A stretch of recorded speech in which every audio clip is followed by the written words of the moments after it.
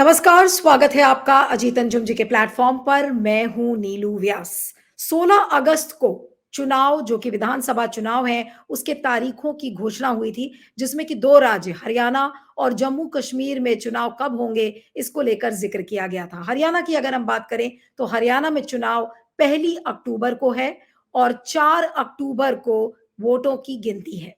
और इसी घोषणा के दौरान एक सर्वे हुआ और उस सर्वे को करने वाली जो एजेंसी है वो है लोकपोल, जिसने कि एक बड़ा प्री पोल मेगा सर्वे किया है। और ये जो सर्वे था ये 26 जुलाई से लेके 24 अगस्त के बीच में किया गया है, जिसमें कि करीब 67,500 लोगों से बातचीत की गई है पोर्टेबल डिवाइसेस के थ्रू, और फेस टू फेस लोगों के इंटरव्यूज किए गए हैं।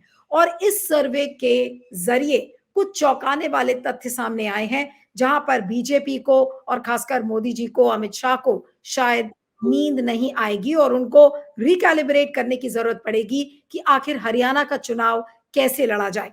अब अगर बात करें कि मोटा मोटा जो ये लोक पोल का जो सर्वे हुआ है, ये लोक पोल का सर्वे किन बातों को कहता है, एक एक करके मैं आपको उसमें समझाती हूँ। कि सबसे बड़ी बात तो ये है कि लोकपोल का ये कहना है कि हरियाणा में जो चुनाव होने वाले हैं उसमें बीजेपी को बड़ा झटका लगने वाला है। और चुनाव से पहले ये सर्वे हुआ है, तो जाहिर सी बात है कि इसकी महत्ता भी है कि 90 सीटों पर कितनी सीटों पर बीजेपी जीतेगी, कितनी सीटों पर कांग्रेस जीतेगी, और जो अन्य के खाते हैं उसमें कितनी कुछ सीटें जाएंगी। तो लोकपोल के इस सर्वे के मुताबिक बीजेपी को झटका, जहां पर झटके की बात कही जा रही है, तो बीजेपी को महज 20 से 29 सीटें हासिल होती हुई नजर आ रही हैं। अब 67,500 लोगों का सर्वे हुआ है, उसमें से जो एक झलक मिलती है कि बीजेपी को केवल और केवल 20 से 29 सीटें हासिल होंगी। और वोट शेयर उनका कितना बनेगा? 35 से 67% वोट शेयर से ही बीजेपी को संतोष करना पड़ेगा। ये तो पहली बात है। अन्य के खाते में कितनी सीटें जा सकती हैं? अन्य के खाते में 3 से 5 सीट जाने की बात कही जा रही है, जिसमें कि उनके खाते में 7 से 8% का वोट शेयर हो सकता है। और लोकपोल का सर्वे ये भी कहता है कि ये चुनाव विपक्षी होगा, यानी कि बाइपोलर चुनाव होगा, जिसमें कि कांग्रेस और बीजेपी की कड़ी टक्कर दिखेगी। और जेजेपी और आईएनएलडी की अगर हम बात करें तो उनका असर न के बराबर होगा, यानी कि जननायक जनता पार्टी, जो कि दुष्यंत चौटाला की पार्टी है, और आईएनएलडी, जो कि अभय सिंह चौटाला की पार्टी है, उनका असर न के बराबर पड़ेगा। और ये दोनों क्षेत्रीय दल हैं वहां के, और उनका कोई भी असर पड़ता हुआ नजर नहीं आ रहा है। अब हम आते हैं कांग्रेस के बारे में, क्योंकि कांग्रेस पर ही सबकी निगाहें टिकी हुई है कि कांग्रेस इस बार, क्योंकि एंटी इनकम्बेंसी बहुत ज्यादा है, तो कांग्रेस क्या कमाल कर सकती है। तो लोकपोल के इस सर्वे ने बताया है कि तो कांग्रेस को कितनी सीटें मिलेंगी, कांग्रेस की ओर सबकी निगाहें टिकी हुई है, क्योंकि हैवी एंटी इनकम्बेंसी बीजेपी के खिलाफ है। 10 साल से बीजेपी सत्ता में रही है। तो लोकपोल का ये सर्वे कहता है कि कांग्रेस हरियाणा में सबसे बड़ी पार्टी बन सकती है, जिसमें से 58 से 65 सीटें हासिल हो सकती हैं, और उसका वोट शेयर 46 से 48% हो सकता है। तो अगर आप इसको बीजेपी से कंपेयर करें तो जाहिर सी बात है कि एक बड़ी जीत की तरफ जाती हुई कांग्रेस नजर आ रही है, क्योंकि जैसा मैंने आपको बताया कि लोकपोल के सर्वे ने बीजेपी को केवल 20 से 29 सीटें दी हैं, और वोट शेयर 35 से 37% है।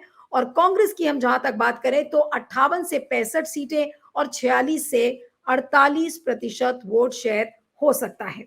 अब कांग्रेस की जो जीत है उसका आधार क्या है? लोकपोल का ही ये सर्वे बताता है कि जाति एक बड़ा आधार बनेगा, जिसमें कि जाति एक अहम फैक्टर माना जाएगा, और जिसमें कि जाट, सिख और जाटव, ये 3 जो गुट हैं, ये कांग्रेस के समर्थन में जाते हुए नजर आ रहे हैं। ये लोकपोल का सर्वे बता रहा है।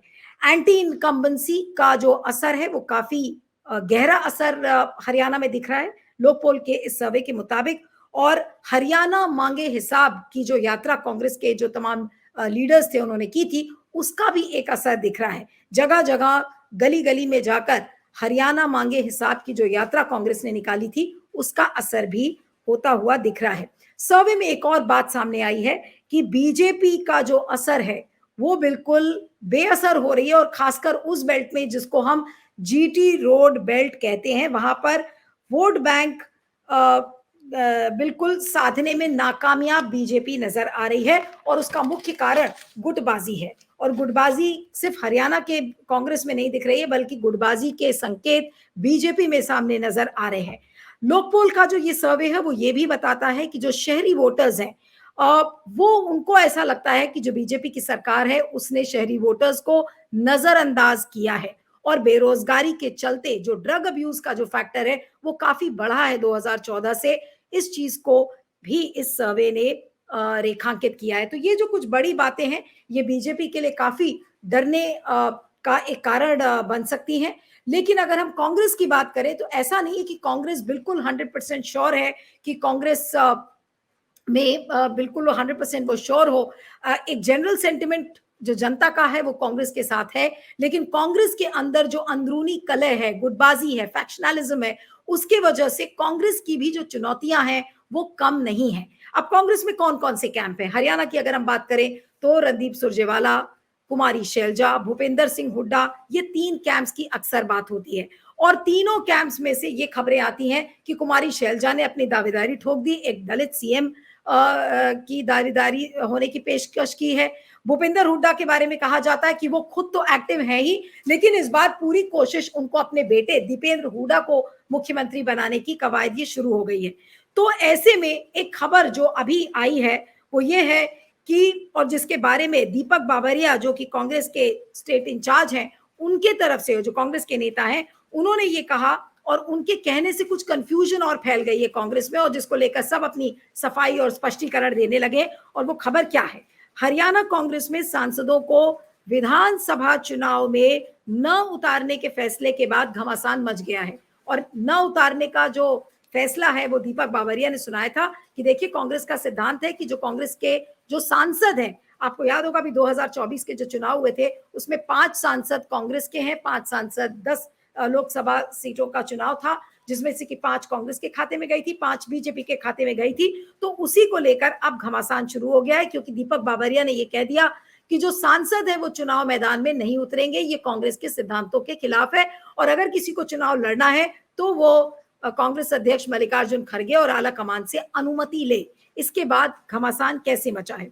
मीडिया रिपोर्ट्स के मुताबिक सिरसा के सांसद कुमारी शैलजा ने कहा कि सोशल मीडिया पर चलाया जा रहा दीपक बाबरिया का बयान अधूरा है, उनका ये कहना है। उन्होंने कहा कि कोई सांसद चुनाव नहीं लड़ेगा, लेकिन यदि कोई लड़ना चाहता है तो हाईकमान से अनुमति ले। यानी कि दीपक बाबरिया एक सुर में बात कर रहे थे और अचानक कुमारी शैलजा आकर कूद पड़ी और उन्होंने अपना स्पष्टीकरण दे दिया। और फिर वो क्या कह रही हैं अपने बारे में, ये भी जानना बहुत जरूरी है। वो ये कहती है कि मैं कांग्रेस की अनुशासित सिपाही हूं, हाईकमान के आदेश पर ही मैंने लोकसभा का चुनाव लड़ा था, और अगर अब हाईकमान की अनुमति से विधानसभा भी जरूर लड़ूंगी। हरियाणा में कांग्रेस की सरकार बनाने के लिए मजबूत होकर जनता के हक के लिए लड़ाई लड़ूंगी। फिर उन्होंने रणदीप सुरजेवाला की अगर हम बात करें तो जो राज्यसभा सांसद रणदीप सुरजेवाला है, उनका कहना है कि वह पहले ही कह चुके हैं कि हाईकमान जो तय करेगा उसके अनुसार वो फैसला लेंगे।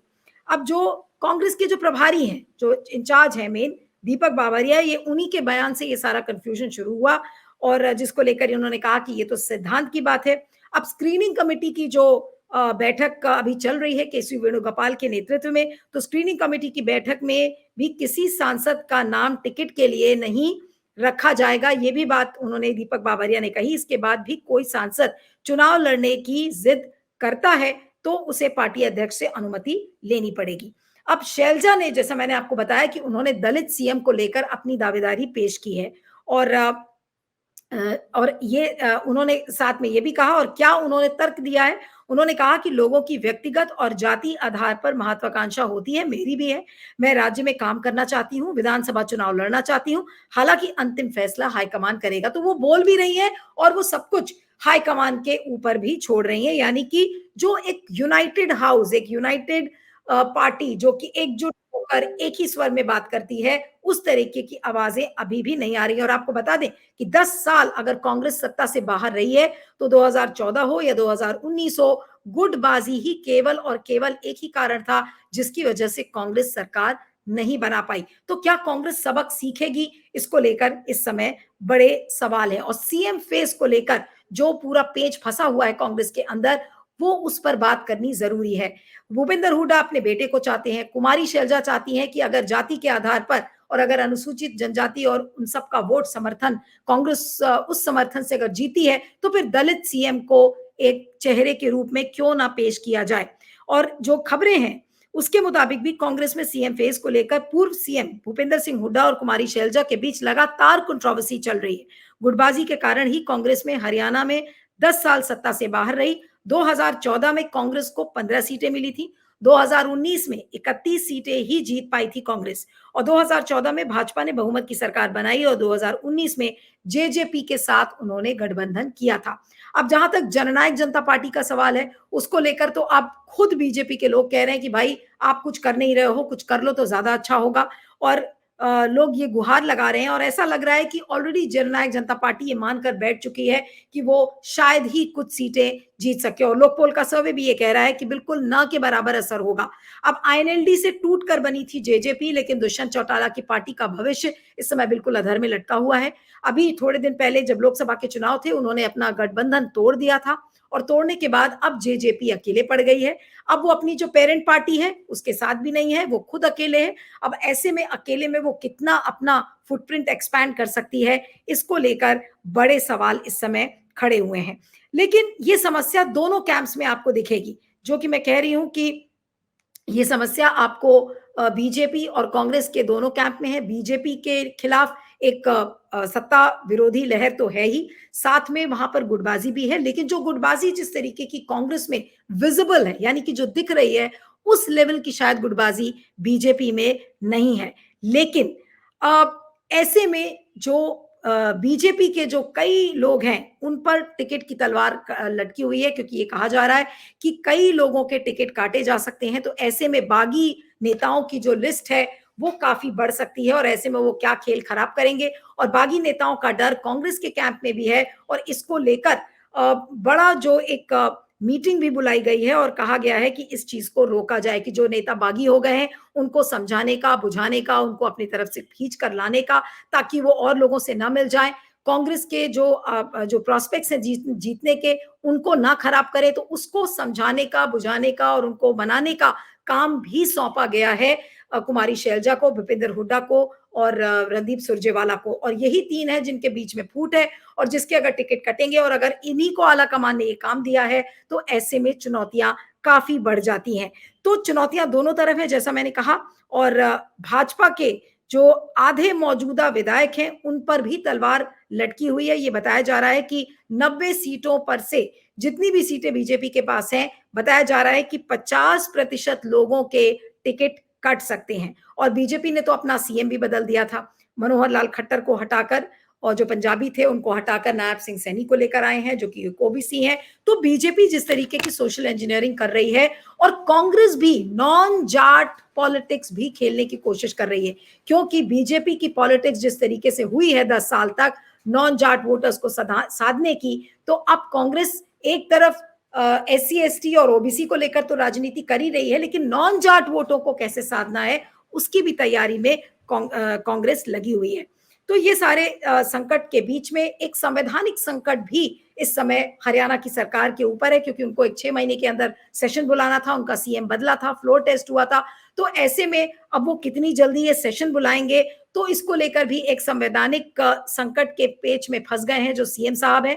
कैबिनेट मीटिंग वो कब बुलाएंगे, इसको लेकर कैबिनेट मीटिंग भी होनी थी, तो मॉनसून सेशन पर फैसला लेंगे। 12 सितंबर तक अगर नहीं बुलाया गया ये सेशन तो फिर इसको लेकर विधानसभा गवर्नर को भंग करनी पड़ेगी। तो एक बड़ा संवैधानिक संकट भी इस समय नायब सिंह सैनी के सरकार के बीच इस समय खड़ा हो गया है। और विधानसभा भंग होने पर क्या जो 3 ऑप्शंस आपको नजर आते हैं, संविधान के तहत विधानसभा भंग होते पर गवर्नर की मंजूरी पर नायब सिंह सैनी ही चुनाव होने तक एक्टिंग सीएम बने रहेंगे, ये एक विकल्प हो सकता है।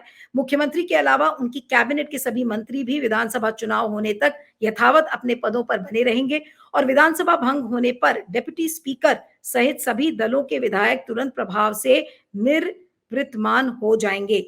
तो एक संवैधानिक जो संकट खड़ा हुआ है उसमें ये क्या विकल्प हो सकता है। अगर विधानसभा भंग होती है, तो ये उसके बीच का एक सिनेरियो नजर आता है। और संवैधानिक संकट से बचने के यहाँ पर दो रास्ते बताए जा रहे हैं, जो पॉलिटिकल एनालिस्ट जिसका जिक्र कर रहे हैं। पहला ये है कि मौजूदा बीजेपी सरकार विधानसभा सेशन बुलाए, जो सेशन अभी नहीं बुलाया गया और 12 सितंबर तक ये बुलाना है, चाहे वह एक ही घंटे का हो, लेकिन इसमें संवैधानिक अनिवार्यता की शर्त पूरी हो जाएगी। भले ही 1 घंटे का सेशन बुलाया जाए, लेकिन उसको बुलाया जाए।